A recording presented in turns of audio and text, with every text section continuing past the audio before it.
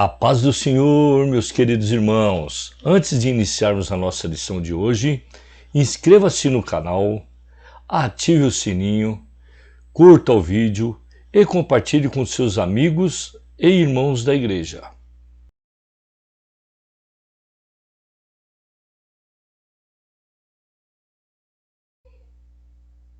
A paz do Senhor, meus queridos irmãos. Sou o professor Antônio Belchior Silva, evangelista na Igreja Palavra Fiel, Ministério do Jardim Brasil. E hoje nós aprenderemos uma importante lição que consta do livro O Perigo das Tentações, as orientações da Palavra de Deus de como resistir e ter uma vida vitoriosa, escrita pelo nosso querido e honrado pastor Alexandre Coelho. A lição hoje traz como título Quando Satanás enche o coração do homem. O texto principal: não deis lugar ao diabo. Efésios capítulo 4, versículo 27.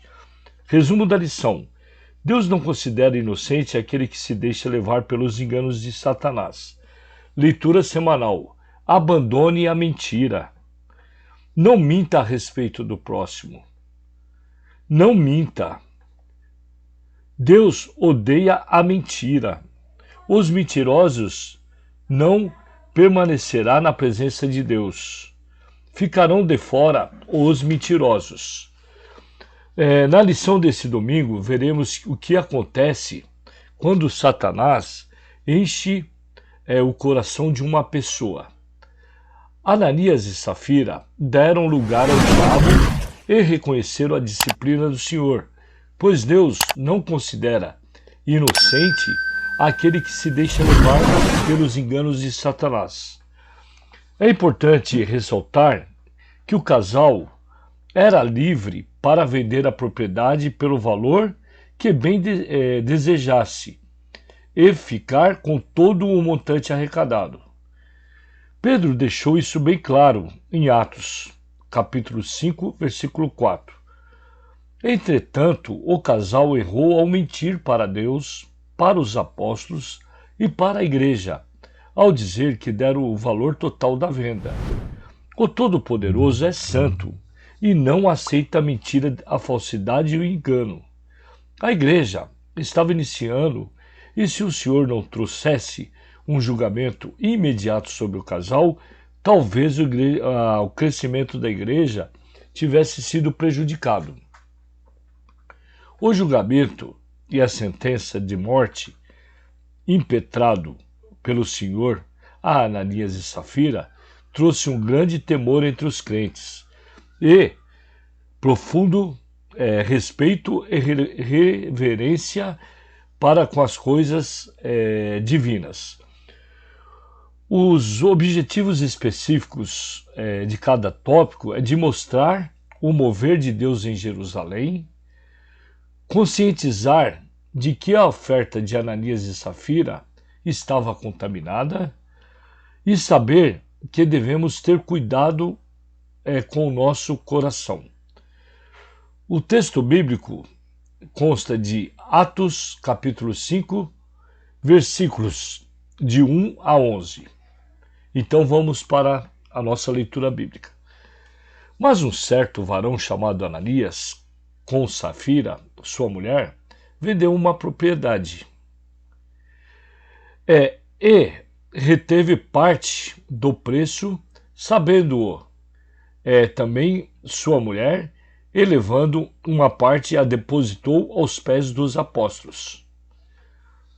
Disse então Pedro: Ananias, por que encheu Satanás o teu coração para que mentisse ao Espírito Santo e retivesses parte do preço da herdade? Guardando-a, não ficava para ti? E, vendida, não estava em teu poder? Por que formaste esse desígnio no teu coração? Não mentistes aos homens, mas a Deus. E Ananias, ouvindo estas palavras, caiu e expirou. e um grande temor veio sobre todos os que ouviram. E, levantando-se os jovens, cobriram o morto e, transportando-o para fora, o sepultaram. E passaram um espaço quase de 3 horas. Entrou também sua mulher, não sabendo o que havia acontecido. E disse-lhe Pedro, disse-me, vendestes, portanto, aquela herdade? E ela disse, sim, portanto. Então Pedro lhe disse, por que é que entre vós vos concertastes para tentar o Espírito Santo? Eis aí à porta os pés dos que sepultaram o teu marido, e também te levarão a ti. E logo caiu aos seus pés e expirou. E, estando os jovens, acharam-na morta e sepultaram junto de seu marido. E houve um grande temor em toda a igreja. E acharam morta e a sepultaram junto ao seu marido. E houve grande temor em toda a igreja e em todos os que ouviram estas coisas. Introdução. A nossa introdução desse domingo vai trazer que um dos momentos mais importantes do culto a Deus é o da contribuição. No entanto, nesse momento, Satanás pode dominar os corações de tal maneira que o ato sagrado de ofertar é maculado por uma falsa modéstia e pelo exemplo e pela tentativa de se pecar contra o Espírito Santo. É o que veremos nessa lição. Tópico 1. A Igreja debaixo do Espírito Santo. O mover de Deus em Jerusalém. O livro de Atos nos mostra que a igreja do primeiro século era cheia do poder do Altíssimo. Atos capítulo 4, versículo 31. Os crentes eram batizados com o Espírito Santo, falando em línguas, pessoas eram salvas e milagres eram operados pelos apóstolos em nome de Jesus Cristo. Atos capítulo 4, versículo 33. Contudo, existiam problemas na igreja. Perseguições, crentes passando necessidades e até certo partidarismo ético favorecendo as viúvas dos hebreus em detrimento das viúvas gregas. Atos capítulo 6, versículo 1. Estas dificuldades foram tratadas devidamente pelos servos de Deus, as quais mostram que nenhuma congregação está isenta de passar por elas. Sabemos que os membros de uma igreja precisam viver em comunhão, mas essa unidade só é possível pelo fruto do Espírito Santo. Gálatas capítulo 6, versículo 22. Os primeiros cristãos viviam em união, de modo que era um coração e a alma da multidão dos que criam. Atos capítulo 4, versículo 32. Deus operou poderosamente na vida dos cristãos do primeiro século. A palavra era ministrada e os seguidores do caminho, como eram chamados os discípulos de Jesus, se tornaram bem conhecidos em Jerusalém. Atos capítulo 9, versículo 2. 2. A união dos irmãos. Uma das características descritas por Lucas a respeito da igreja primitiva é a unidade entre irmãos. As necessidades eram supridas de tal forma que não havia, pois, entre eles necessitado algum. Atos 4, 34. Os valores trazidos eram repartidos entre os necessitados, de acordo com a carência que tinham. Em cada alma havia temor e muitas maravilhas e sinais que faziam pelos apóstolos. Todos os que criam estavam juntos e tinham tudo em comum. 3. O exemplo de Barnabé. Ele era um levita de nome José, que havia nascido na ilha de Chipre. Barnabé, como também era conhecido, foi um homem de Deus. Ele é destacado por Lucas, provavelmente por participar de forma ativa nos capítulos seguintes, no auxílio do reconhecimento de Paulo. Barnabé também é lembrado por vender uma propriedade que possuía e por trazer o valor da venda para os apóstolos, a fim de ajudar as pessoas pobres em Jerusalém. Tópico 2. Uma oferta contaminada pela mentira. 1. O conluio entre o casal. Lucas inicia o capítulo 5 de Atos com uma conjunção adversativa, mas mostrando uma clara diferença entre a menção feita a respeito de Barnabé em comparação à história que vai ser iniciada, a do casal mentiroso. Da mesma forma que Barnabé, esse casal vendeu uma propriedade e trouxe um valor para os apóstolos, enquanto Barnabé trouxe o preço do que vendera. Ananias e Safira apresentaram parte do preço e, de forma combinada, acertaram entre si que diriam aos apóstolos que o resultado da venda era diferente do valor total. Deus não obrigou o casal a contribuir com a sua obra. Eles poderiam vender a propriedade e reter parte do preço de acordo com a necessidade que tinham naquele momento. Reter parte do valor que tinha consigo não era necessariamente problema. O mal que fizeram foi mentir para Deus e depois para os apóstolos, transparecendo uma falsa espiritualidade. 2. A mentira narrada e confirmada. Ao levar o dinheiro aos apóstolos, Ananias já havia acertado com sua esposa a mentira que iria contar diante das pessoas.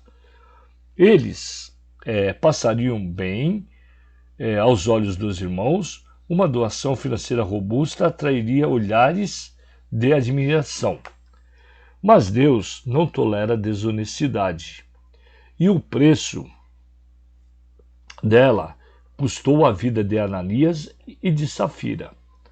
O casal não contava com o fato de que o Espírito de Deus está vendo tudo e revelou a Pedro a falcatrua que estava vendo tudo e revelou a Pedro a falcatrua que estava acontecendo. 3. O julgamento de Deus. Para que a igreja não fosse contaminada pela mentira, Deus imediatamente julgou os cônjuges de uma forma pública. O marido foi punido primeiro, pois além de ter tido a ideia, foi ele a pessoa que levou a oferta ao templo e deu início à mentira. A seguir, foi julgada por confirmar a mentira contaminada pelo marido. A princípio, pode parecer que Deus tratou o casal de uma forma árdua, mas ele não comete erros, pois é justo e reto. Lucas relata que Pedro, cheio do Espírito Santo, perguntou a Ananias por que Satanás havia enchido o seu coração para pecar contra o Espírito Santo. E apesar de Satanás ter enchido o coração de Ananias e Safira com engano e mentira, Deus não os considerou inocentes, pois foram eles que deram cabo à mentira. 3. Cuidado com o coração. 1. Ananias e Safira, corações iludidos por Satanás. O pai da mentira continua a realizar seus feitos, ora mentindo para os seres humanos, ora motivando-os a tentarem mentir contra Deus. O Senhor é verdadeiro e não tolera a mentira em lugar algum, ainda mais no ambiente dos santos. 2. Deus provê o necessário. O Senhor não depende das nossas contribuições, pois é Ele que nos concede os recursos que precisamos e usamos para abençoar a sua obra. A nossa contribuição precisa ser com alegria e de acordo com os nossos recursos. Não precisamos ficar preocupados com as nossas necessidades, pois o Eterno nos dá tanto o pão quanto a semente. 3. Fundamentos fraudulentos. Lucas nos mostra que partiu de Ananias a ideia de reter parte do dinheiro, que seria levado para os apóstolos. E reteve parte do preço, sabendo-o também sua mulher. Safira poderia ter admoestado seu esposo a não agir de forma fraudulenta, mas parece que o casal estava unido pelos laços da falta de caráter, mesmo conhecendo a mensagem do Evangelho. Faremos agora uma revisão, a hora da revisão. Cite alguns problemas enfrentados pela igreja primitiva. Segunda lição, o que torna a unidade na igreja possível? Como Lucas descreve Barnabé? Reter parte do dinheiro ganho na venda da propriedade era o problema? Quem é o pai da mentira? E a nossa pequena conclusão é que Deus espera que hajamos com sinceridade e autenticidade em todos os momentos. Satanás pode motivar mentiras e outros pecados, mesmo em pessoas que já conhecem a Deus e vivem em ambientes de milagres. Por isso, é preciso que guardemos os nossos corações para não ser enganados, nem tentar enganar outras pessoas na obra do Senhor. Que lição maravilhosa foi essa, meus irmãos. E fique todos com Deus e conte sempre com as minhas orações.